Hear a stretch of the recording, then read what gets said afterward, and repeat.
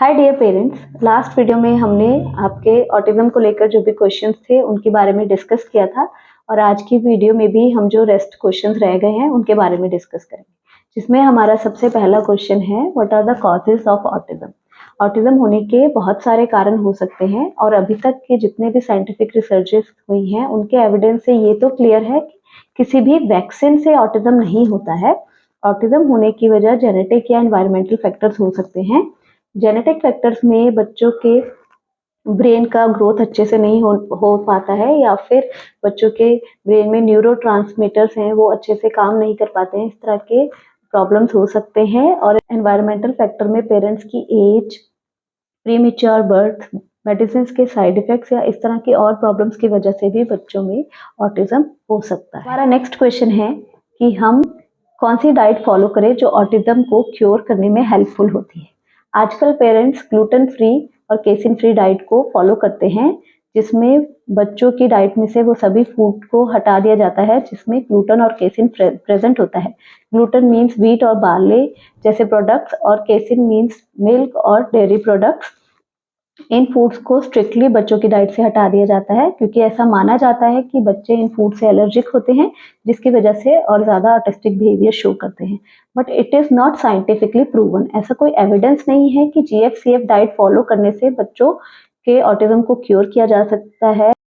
Parents जो GFCF diet को follow करते हैं उनके अकॉर्डिंगली कई बार उन्होंने अपने बच्चों में प्रोग्रेसिव बिहेवियर देखा है या उनके बिहेवियर्स में काफ़ी चीज़ों को ठीक होते हुए देखा है।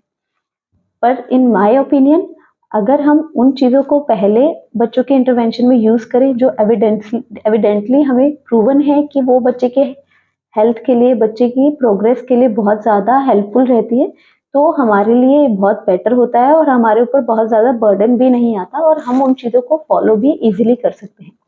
रही बात बच्चों की डाइट की, तो हमें कोशिश करनी चाहिए कि बच्चों की डाइट में हमें उन सब फूड्स को रखना चाहिए जिनसे बच्चों को ज़्यादा से ज़्यादा न्यूट्रिएंट्स मिल सके, जो उनकी ब्रेन हेल्थ और उनकी हेल्थ दोनों के लिए हेल्पफुल हो, जैसे कि विटामिन डी, B12 और ओमेगा 3 और अदर मल्टीविटामिन्स और सप्लीमेंट्स भी हम बच्चों के फूड में ऐड कर सकते हैं।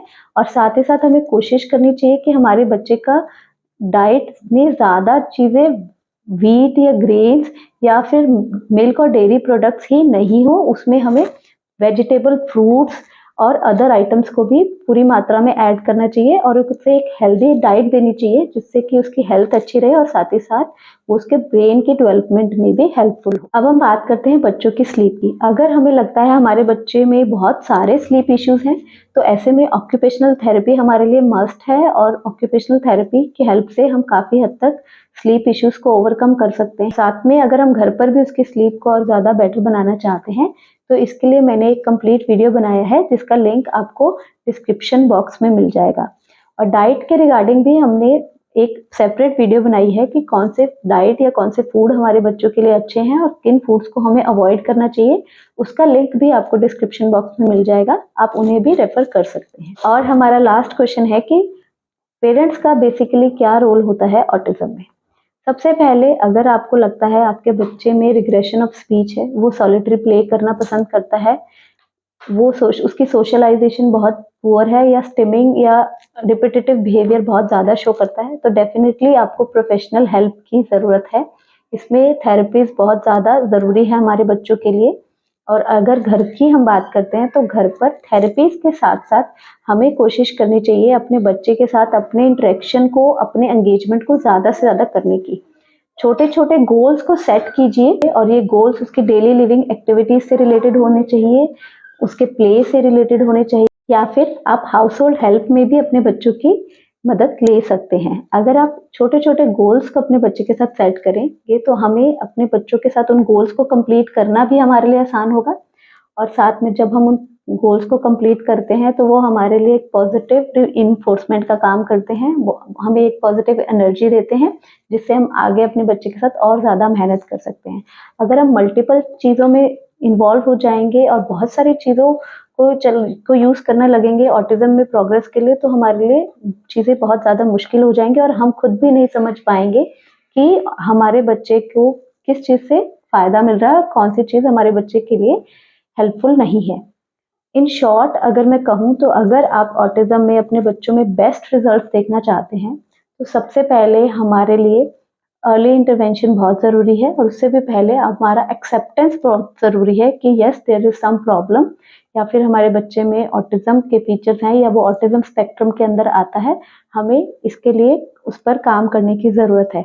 एक्सेप्टेंस के बाद right therapy from the right place is very very important, because आजकल बहुत ज़्यादा नॉर्मल है क्वैक प्रैक्टिसेस भी, और पेरेंट्स के लिए ये समझना मुश्किल होता है कि ये थेरेपी सच में बच्चे के लिए फाइन बेनिफिशियल है, या बहुत बार एक्चुअल में अभी बच्चे का सिटिंग ही नहीं है और हम उन्हें स्पीच थेरेपी के लिए लेके जा रहे हैं, तो डेफिनेटली पहले हमें थोड़ा सा सिटिंग के ऊपर काम करने की जरूरत है, या उनकी एजुकेशन डायरेक्टली हम स्टार्ट कर देते हैं जबकि बच्चे की रिस्पॉन्स टाइम ही पुअर है, बच्चे की सोशलाइजेशन नहीं है, बच्चे इंटरेक्ट ही नहीं कर रहे हैं, तो ऐसे में ऑक्यूपेशनल थेरेपी हमारे लिए सबसे पहले इंपॉर्टेंट रोल प्ले करते हैं। इसलिए राइट थेरेपी जानना बहुत ज़रूरी है। आपको और कोशिश करनी चाहिए एक इंक्लूसिव सेटअप से थेरेपी ले, ताकि हम एक ही जगह से बच्चे की सारी डोमेन्स पर अच्छे से काम कर सकें।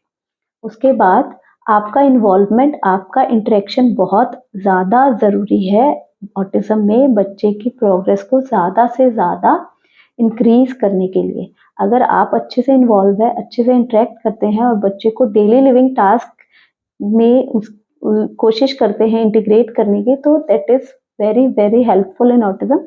और उसके बाद एक गुड स्लीप और एक गुड डाइट, अगर हम इन सब चीज़ों को फॉलो करते हैं तो डेफिनेटली आपको बहुत अच्छे रिजल्ट अपने बच्चे में देखने को मिलेंगे, और हमारा बच्चा नॉर्मलसी या इंडिपेंडेंसी में बहुत जल्दी इंटीग्रेट या इन्वॉल्व होता हुआ हमें दिखाई देगा। आई होप ऑटिज्म को लेकर आपके क्वेश्चंस को मैंने ज़्यादा से ज़्यादा कवर किया हो, आपको आंसर्स भी मिले हो।